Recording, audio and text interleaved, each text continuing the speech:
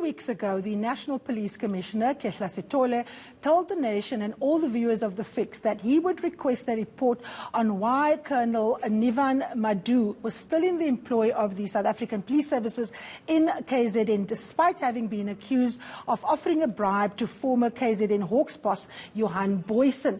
He promised that he would fast-track that investigation and report back. So let's hear from the Commissioner and, of course, whether he has been able to move the needle on this case that is 4 years old. Commissioner Sitole, thank you so much for taking the time out. I know you had a busy day there with the Deputy President, so my appreciation that you're joining here.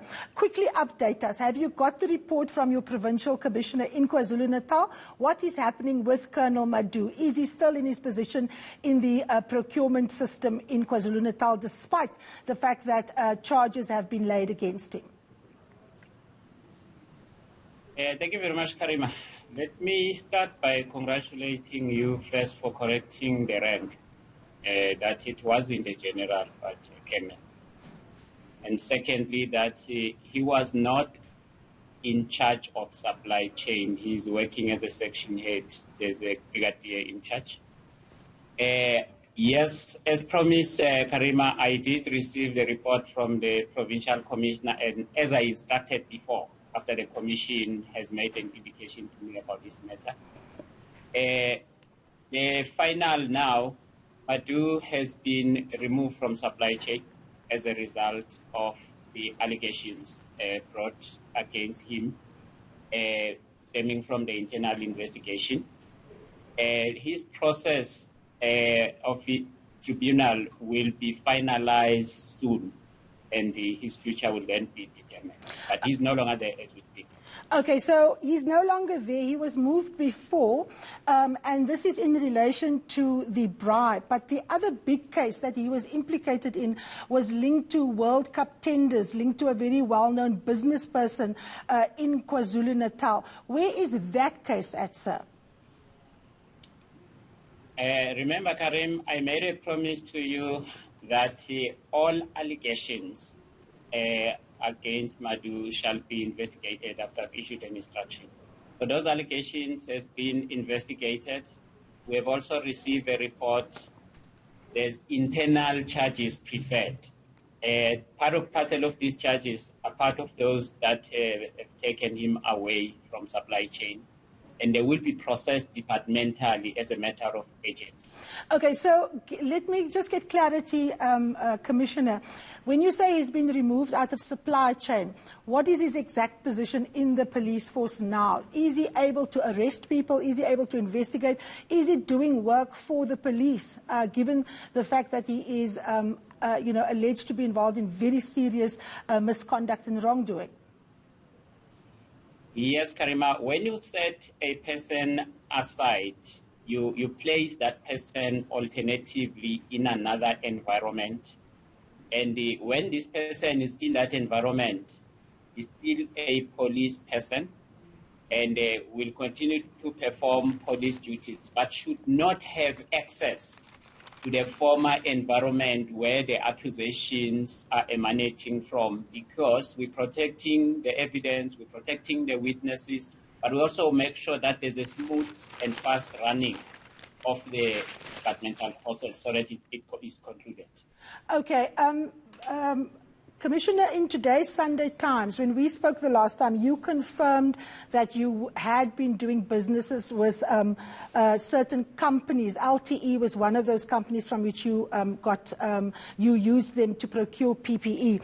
In today's Sunday Times, it says that LTE Consulting, you gave them a tender of 77 million rand to supply 3 million masks. Now, apparently, according to the Sunday Times, Tulani Majola is the subject of an SIU investigation linked to irregularities that relates to his activities in the Limpopo area. Now, can you explain to me how the SAPS does business with a businessman who is facing charges of corruption? How does your procurement system allow that? Okay. Yeah. Firstly, Karima, I'm not aware of the Sunday Times article that talked to that. But secondly, we spoke last about the whole PPE verification process. And I made an indication to you that SAPS is part and parcel of all the departments in the public sector which were called to provide lists of people, of companies which they did business with. And when you ask me about specific companies, I did not deny that we did business. But to tell you the truth now, there isn't any company that has been confirmed charged criminally amongst those that are doing business with SAPS. But there's a continuing inquiry that is conducted by DPCI. At the end of that inquiry, DPCI will indicate which are those that are charged criminally, either the companies or individuals within the SAPS. Okay, Commissioner, seeing that you didn't see the Sunday Times story, let me just read an extract from it. It says here, in April, the police gave LTE Consulting a 77 million rand tender to supply 3 million masks. LTE is owned by Thulani Majola, who is at the center of an SIU investigation of how a project to supply water to villages in Giyani in Limpopo ballooned from 100 million to 2.7 billion rand, and it is still incomplete. The newspaper says bank statements seen here by the Sunday Times show that on April 15th, the police paid LTE 6.4 million rand, followed by 70.6 million on April the 24th. Now, can you confirm that these payments were indeed made to LTIs, Mr. Thulani Majola, and how your procurement system didn't pick up the fact that he is at the center of an SIU investigation in the Giyani area? Surely, when you look at companies to do business with, you have to put them through some sort of process. Why did your process not pick up the fact that this man is at the center of an SIU investigation? Yeah, Karima, let me confirm with you that firstly, I personally introduced a vetting process of all the procurement processes in the SAPS. Secondly, I've introduced a contract management process in which we're looking at all the contracts that we entered into with the various companies. But what you are confronting me with now are figures which are specific. I would not deny those figures, but I might need an opportunity to verify them, whether those specific figures were paid. But further to that, I will also need an opportunity to verify how did this particular company pass our vetting processes, and as well as our other control measures that were put in place. But with the greatest of respect, Commissioner, why are you now wanting to go through a process that you ought to have gone through before this amount of money had been paid out?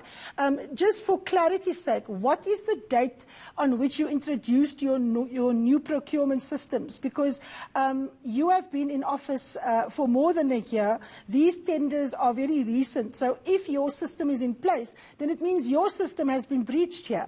So what is the date? When did you introduce your new system? Now, it's obviously more than a year before we started the COVID-19 process. But you see, Karima, we are speaking about an article, né? And you want me to confirm what is in the article, which has got specifics. And I don't. Firstly, let me agree with you that we did conduct business with the company. With LTE, can you confirm, sir? Yes, it's in our list. It is in our list because it's part and parcel of the list that we submitted for verification by DPCI as well as the Fusion Center. Okay. Up to this far, okay. I haven't received a report. Yeah. Okay. Commissioner, let's take a short break. We have to pay the bills. When we come back, I'd like you to answer my question. When did you institute this new system, and how did LTE pass it? We are obviously in conversation with the Commissioner of Police, Khehla Sitole. We're going to take a short break. When we come back, we'll continue our probe into police corruption. Don't go anywhere.